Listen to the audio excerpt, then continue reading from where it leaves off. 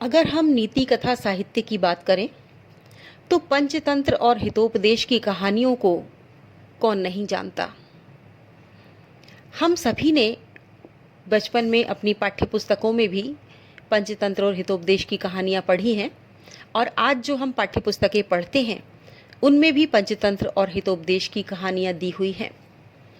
हितोपदेश नीति कथा साहित्य में प्रमुख ग्रंथ है जो पंचतंत्र के नीति ग्रंथ पर आधारित है और उसी से प्रेरणा पाकर लिखा गया है। तो चलिए हम इनके जो लेखक हैं उनकी बात करते हैं। माना जाता है कि हितोपदेश के लेखक थे पंडित नारायण भट्ट और पंडित नारायण भट्ट ने एक विशेष परिस्थिति में इस ग्रंथ की रचना की थी। जिस प्रकार से कहा जाता है कि पंचतंत्र ग्रंथ की रचना किसी राजा के पुत्रों को शिक्षा देने के लिए की गई थी, तो उसी प्रकार से पाटलिपुत्र के राजा के जो 4 पुत्र थे जो पढ़ाई में रुचि नहीं रखते थे, मन नहीं लगाते थे, उन्हीं राजा के पुत्रों को शिक्षा देने के लिए पंडित नारायण भट्ट या कहीं कहीं नाम इनका नारायण शर्मा भी आता है, उन्होंने ये हितोपदेश ग्रंथ लिखा। हालांकि ग्रंथ बाद में लिखा गया, पहले तो वे राजा के पुत्रों को प्रतिदिन एक कहानियाँ सुनाया करते थे और उसके माध्यम से नीति की कोई शिक्षा देते थे।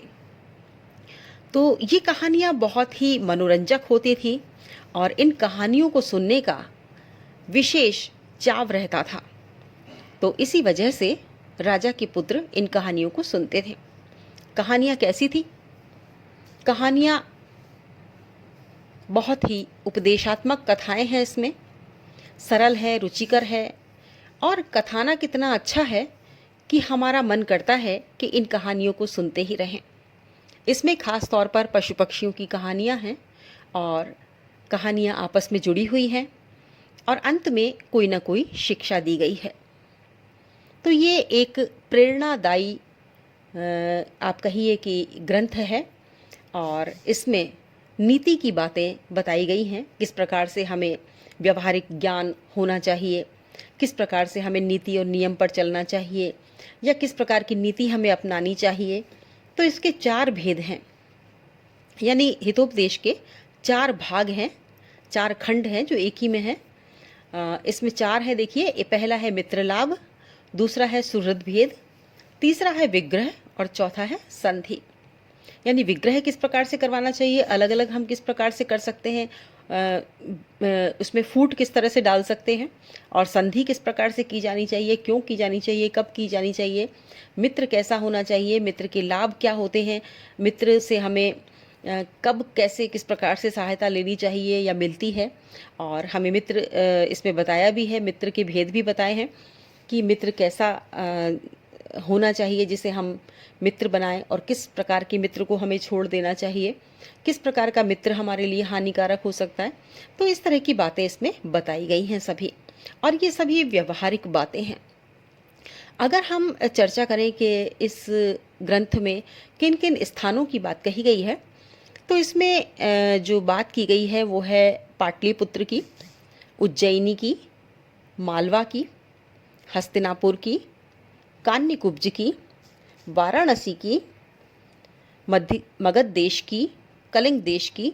तो इन सभी जगहों की चर्चा इसमें की गई है और 60 से अधिक शिक्षाप्रद कहानियों का ये संग्रह है। बहुत ही अनूठा संग्रह है।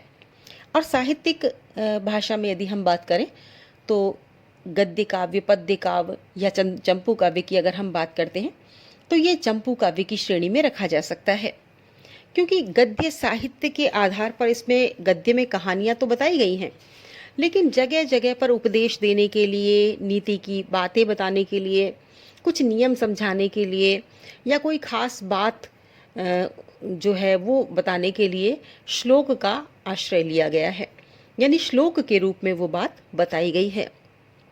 और इसी वजह से हम इस ग्रंथ को चंपू काव्य की श्रेणी में रख सकते हैं।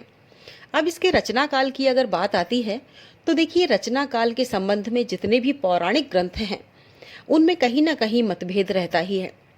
विभिन्न जो इतिहासकार हैं या समीक्षक हैं वो अपने तरीके से ऐतिहासिक तथ्यों के आधार पर या जो उसमें शिक्षाप्रद कहानियाँ दे रखी हैं या उस कहानियों में कहीं कोई वर्णन आता है किसी देश का या देश के किसी राजा का या किसी समकालीन परिस्थिति का, तो उन सब के आधार पर वो रचनाकाल तय करते हैं।